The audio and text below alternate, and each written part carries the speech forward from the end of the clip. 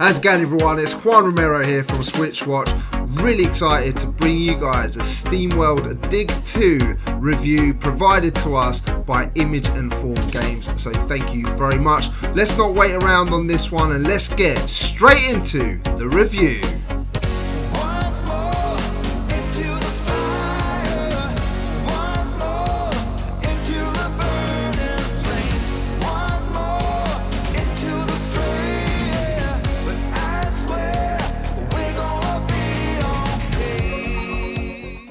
The story here is set in an old trading town called El Maquino, which is struck by mysterious earthquakes. It's up to you as a lone steambot by the name of Dorothy, who was promoted from the original game, where she was a merchant, to uncover the mystery along with your unlikely companion, who by the way can be a real pain at the beginning, named Fen.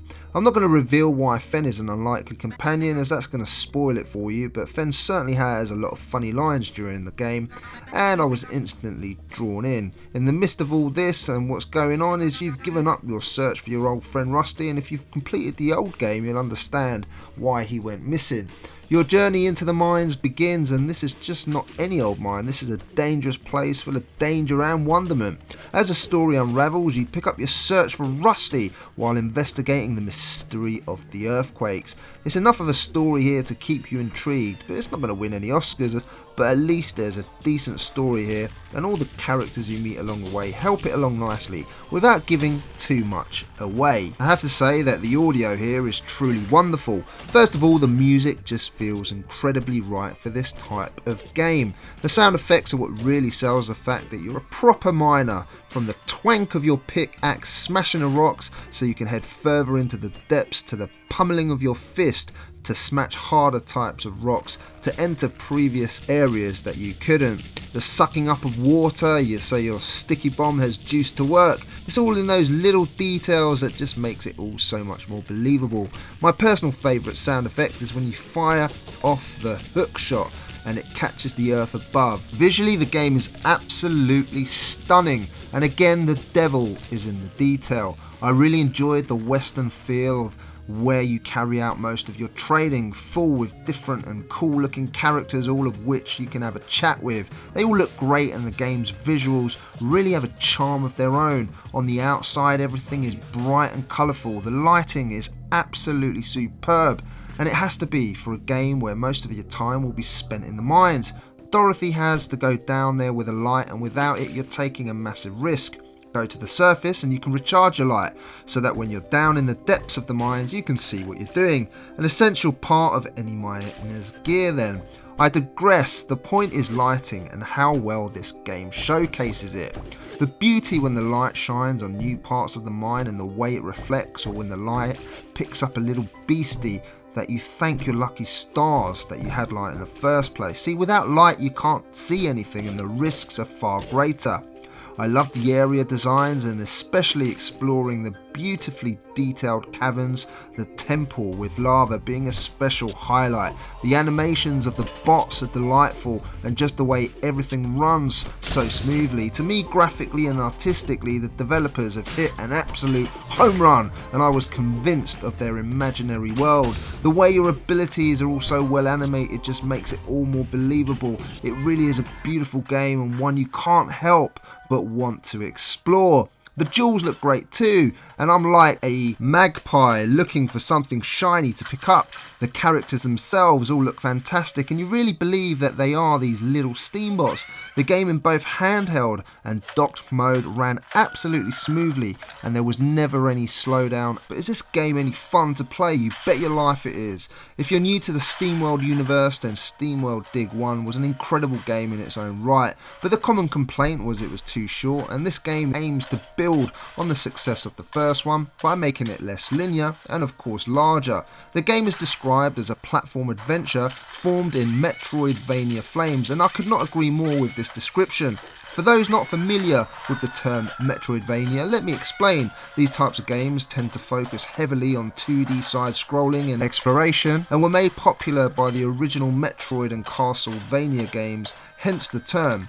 Usually there are no set stages in these types of games, just one huge map for you to explore and uncover. The change from the original where the mines were procedurally generated has been replaced by a fully handcrafted world which feels much more fully realised and brings the three main areas together cohesively.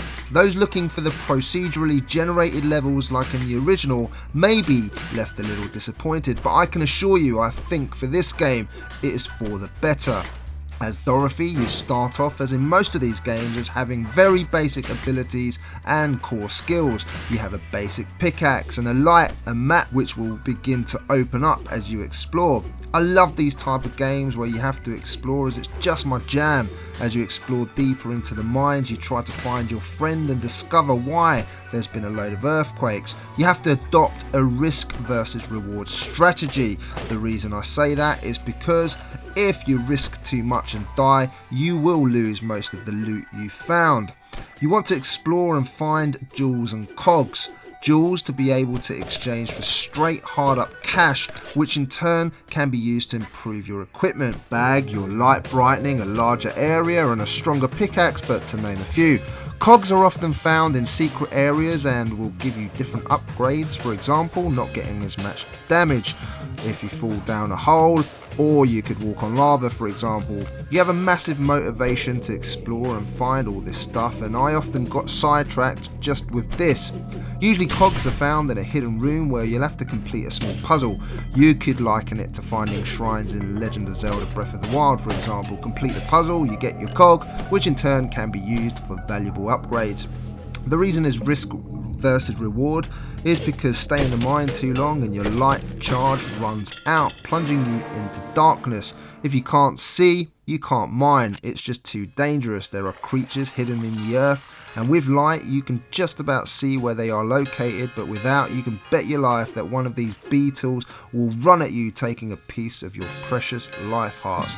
So as your lights run out, it's time to head back to town and unburden yourself of all the goodies you've managed to collect and focus on upgrading. Luckily there's a system of large pipes down in the mines and all over the map which acts as little hubs to take you to different parts of the map you have managed to open up. You have to find each opening to be able to traverse back and forth quickly, which is very welcome. As you recharge your light upgrade, it's time to rinse and repeat each time, getting deeper and further into this world. As you get further, you will discover new equipment to help you get to previously blocked off areas. Get the jackhammer and you'll be able to pummel harder walls. 4. And each time you discover a new piece of equipment, you'll open up more of the world, which means further exploring. The best for me was finding the jetpack, as I just found it really enjoyable flying over things. On the way you'll meet other characters who will give you further clues as to how to reach your overall goals. You'll have to put all of your abilities to good use to beat the game. On the way there'll be enemies who will try and make it more difficult, and there are going to be varying ways that you're going to need to kill them. I personally like taking the softer ground out from a heavy rock which is sitting on top so that it falls on top of an enemy. Always makes me laugh. Now everything in the game feels well balanced. The game's not too easy, but it's not too hard. The upgrading system feels just right without being overbearing, and the menus where you need to go is nice and simple to use. The game has a level of polish you just don't see in most indie games. Moving the story along and having to explore for me strikes the perfect balance for my playstyle. There'll be those who will want to complete this game as fast as possible, and others who will want to explore every nook and cranny, and the game is big enough for me to satisfy both. The most important, and for me what comes above anything else, is the fact that the game is just so fun to play, and I could not put it down. The fact that I can take this on the move and explore more of the mines is just brilliant. It's not all about mining either. There are temples and caves to explore, and they all look mysterious. There will be times when you have to have fun above the surface as well. The developers even thought of people who don't want to be told what to do or where to go. In order to complete the story, the game gives you a series of quests. You'll have to find a location deep in the mine most of the time, and this is what the quest will mostly consist of to get you further along.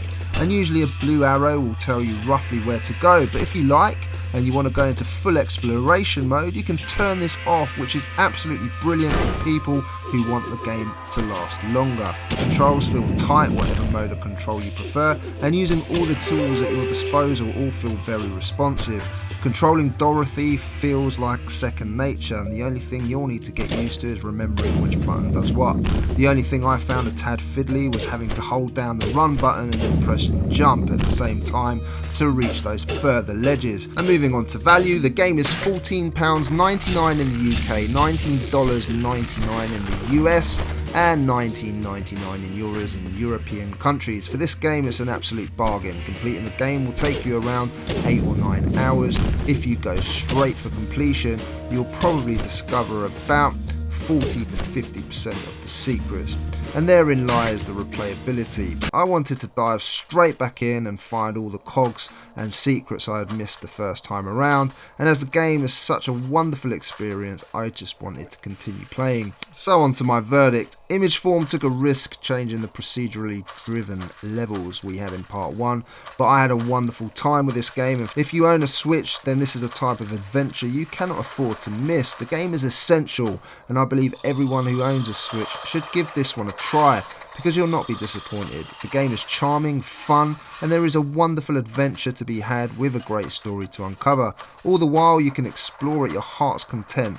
When the credits finally roll, you don't want it to end and you'll dive straight back down those mines, and that's probably the biggest compliment I can give this game. So overall then, a 9 out of 10. My name is Juan Romero from SwitchWatch. I hope you enjoyed this review. I know it's a little bit longer than usual, but there was quite a lot to cover here. If you liked it, please hit that thumbs up for me. It'd be greatly appreciated. If you're a new watcher here, then please consider subscribing to our channel. And last but not least, leave us a comment down below. Let me know what you thought of this game review or any other Nintendo Switch game. My name is Juan Romero, and I'll see you on the next one.